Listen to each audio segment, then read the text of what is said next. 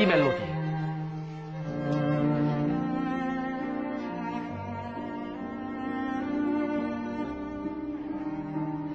첼로입니다.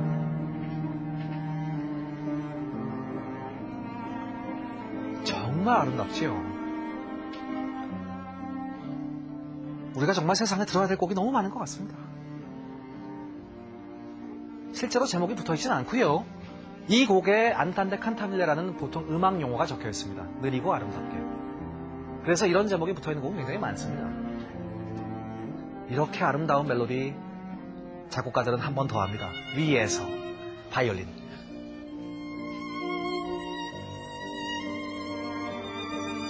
정말 아름다운 곡이죠. 저도 이 곡을 잘 몰랐습니다.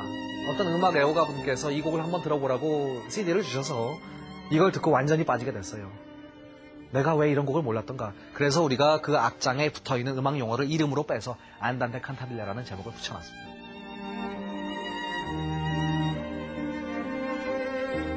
이것이 슈만이 작곡한 피아노 4중주입니다. 멘델스존이 이제 그 음악원 교수를 제의하게 됩니다. 너 선생님도 한번 해야지. 네가 좀 안정된 직장이 더 있어야 남자가 좀 그래도 돈을 많이 벌고 있어야 되잖아. 이렇게 얘기를 하는 겁니다. 문제는 계속해서 부인의 성공에 못 미치다는 겁니다. 이 클라라 비크는 이미 유명한 피아니스트입니다. 비크 교수가 워낙 어렸을 때부터 엄청난 피아니스트로 만들어 놨어요. 그런 딸을 그 손가락 부러진 피아니스트가 와서 데려가는 거예요. 그러니까 장인이 반대를 한 겁니다. 계속해서 좀 불화가 있고요. 이제는 뭔가 좀 컴플렉스도 생기고 사이가 좋지 않게 됩니다. 그럴 때 슈만은 아이들을 향해서 눈을 돌리게 됩니다. 어린이를 위한 앨범을 만들어냅니다. 즐거운 농부입니다. 이 곡이 바로 슈만이 어린이를 위한 앨범에 만들어낸 겁니다. 사실 우리가 이런 아이들을 위한 교본에 나오는 음악들은요, 좀 젊었을 때 썼을 거라는 생각이 있습니다. 그러나 수많은 사람들이 말년에 이런 음악들을 많이 쓰게 됩니다. 그 유명한 드보르작의 유모레스크 같은 곡도 사실은 드보르작이 말년에 쓴 겁니다. 그리고 슈만, 첼로를 굉장히 연주를 또 잘했습니다.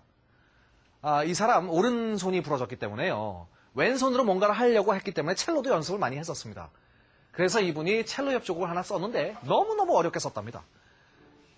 그래서 많은 첼로 하는 사람들이 이 곡 별로 안 좋아합니다. 물론 좋은 곡이긴 한데 너무 어렵다는 거죠. 아주 유명한 첼로 협주곡입니다. 협주곡, 앞에서 독주악기가 연주하고 뒤에서 오케스트라가 연주합니다. 이런 협주곡들을 굉장히 많이 만들어냈습니다. 친구였던 그 바이올리니스트 요하임이라는 사람이 브람스를 소개시켜줍니다. 너 옛날에 그 쇼팽을 막 띄워줬잖아. 너 이 사람도 좀 띄워야 될걸. 대단한 사람이야 라고 얘기하는 겁니다. 브람스를 소개시켰어요. 물론 여러분 얼굴을 보면 우리가 좀 브람스 같지가 않지요. 우리가 잘 아는 얼굴은 이겁니다. 이러면 좀 브람스 같지요. 아무튼 바이올리니스트 요하임이 이 브람스를 소개시켜줬고 브람스도 부담스러워했습니다. 그래서 이 사람 작곡을 하면 다 찢어버려요. 슈만 때문에 그랬습니다. 아무튼 얘는 아닙니다.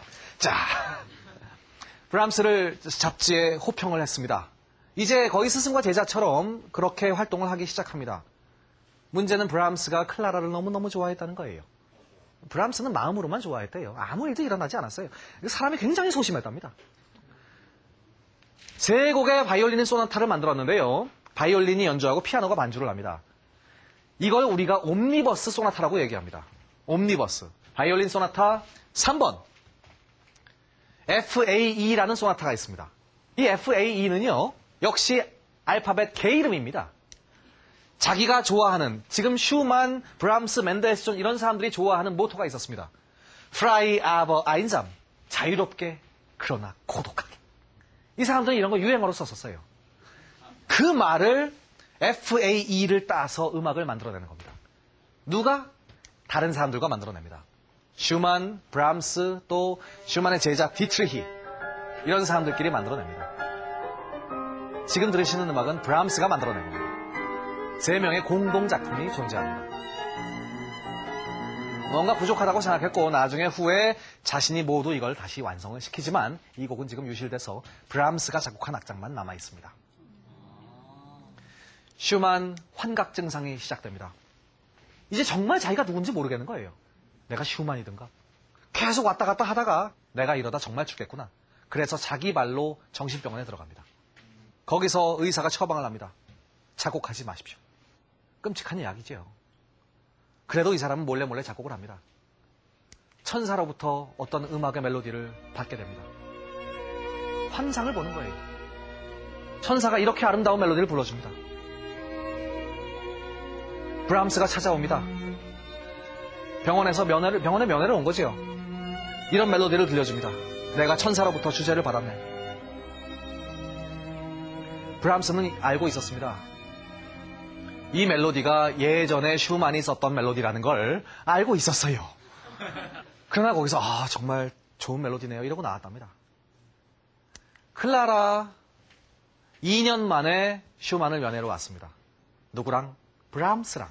둘이 왜 같이 왔을까요? 또 왜 2년 만에 왔을까요? 눈치가 좀 이상했지만 어쨌든 슈만은 이렇게 생각했을 겁니다. 그래, 딴 놈보단 낫다. 뭐 이렇게 생각했을 거예요. 결국 슈만 젊은 나이에 정신병원에서 죽게 됩니다. 46세로 죽었고요. 클라라 슈만 나이가 어렸죠. 이 클라라 슈만은 남편보다 40년을 더 살다가 죽게 됩니다. 이후에 이 유명한 피아니스트 클라라 슈만은 남편의 악보를 모두 편집을 합니다. 다 모아서 거기다 손가락 번호도 붙이고, 그래서 오늘날 유명한 그 슈만의 음악들은 악보를 보면 편집이 클라라 슈만이다라고 다 적혀 있습니다. 클라라 슈만은 나중에 지폐에도 등장하는 그런 엄청난 사람이 됐습니다. 지금까지 슈만의 이야기였습니다. 감사합니다. 고맙습니다. 네, 이번 시간에는 이렇게 슈만의 인생과 음악에 대해서 알아봤습니다. 앞서서 슈만이 멘델스존 그리고 브람스 등과 많은 교류를 나눴다고 말씀을 해주셨는데요. 실제로 음악적으로 서로 영향을 주고받았나요? 어땠습니까? 많이 받게 되죠. 사람들은 또 동시대에 살고 있는 작곡가에 대해서 또 서로 평가를 하게 되고 서로 조언을 해주게 됩니다. 그렇게 해서 많은 음악적 변화가 있고요. 또 그러면서도 자기 고집을 피워서 또 독창적인 스타일을 개발하는 경우도 굉장히 많습니다. 네, 그렇군요. 그리고 다음 이 시간에는 어떤 음악가에 대해서 알아볼까요? 바로 러시아에서 태어난 차이콥스키입니다. 낭만 예. 음악의 정점에 올라 있다고 하는 이 러시아 작곡가.